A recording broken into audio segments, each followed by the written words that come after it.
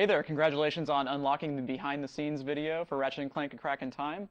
My name is BRYAN. I'm the project manager, and we're going to take you around the office now and try to answer the question, who is the Agorian warrior?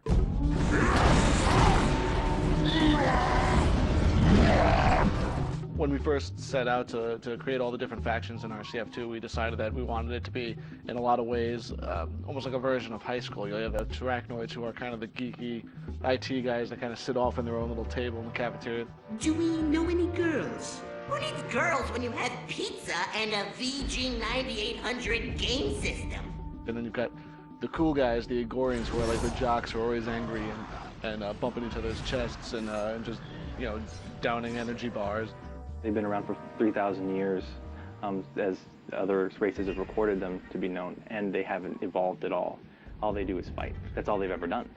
I think the best description I heard of that was, they have a, they're honorable, they have a sense of honor and a code, but they just keep rewriting it. You will pay for your incompetence with your lives. We realize that every time you wish death upon us, it is because you care.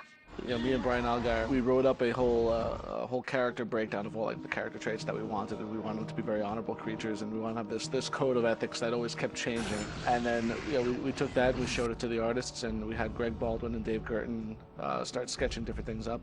They came back at us with some really funny stuff, and that's when it got sent over to the animator. So we tried to give it like enough of an outline where everyone had a large canvas to work from, but we still wanted to leave a lot of room for people to put their own stamp on it.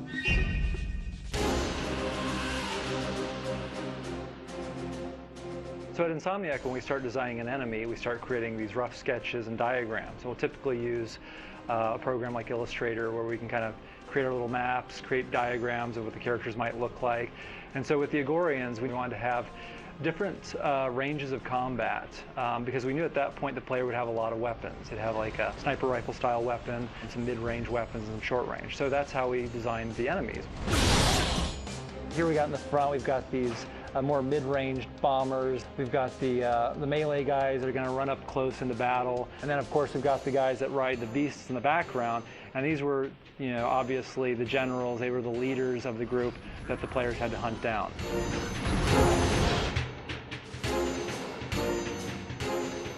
Usually for us, it's good enough just to have a drawing that really kind of captures the feel of the character, and it's up to us just to interpret that and put that into 3D.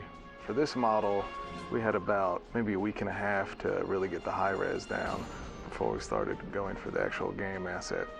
And once that's all done, it's sent on to Rig and the animators, and then we get a living, breathing character that you're going to see in the game.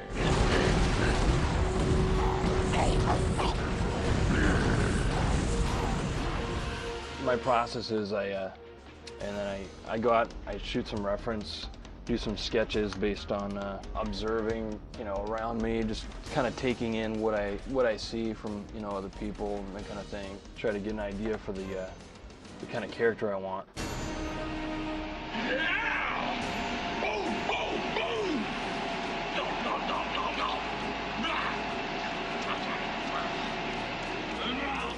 You know, cinematics, you have close-ups, and so you can get these subtle things going on in the face. And so I can use my mirror to get that, but in the in-game stuff, I really want to get this sort of overacting, kind of loud, you know, kind of way.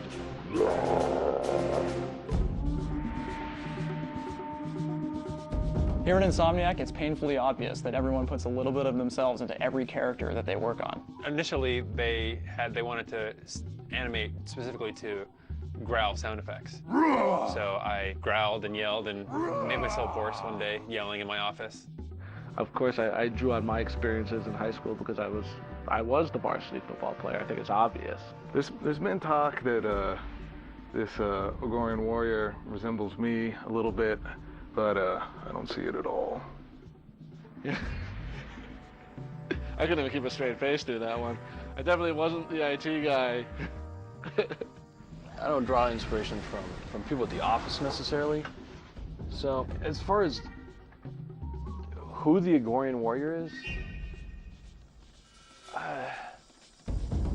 you know, I couldn't really say. I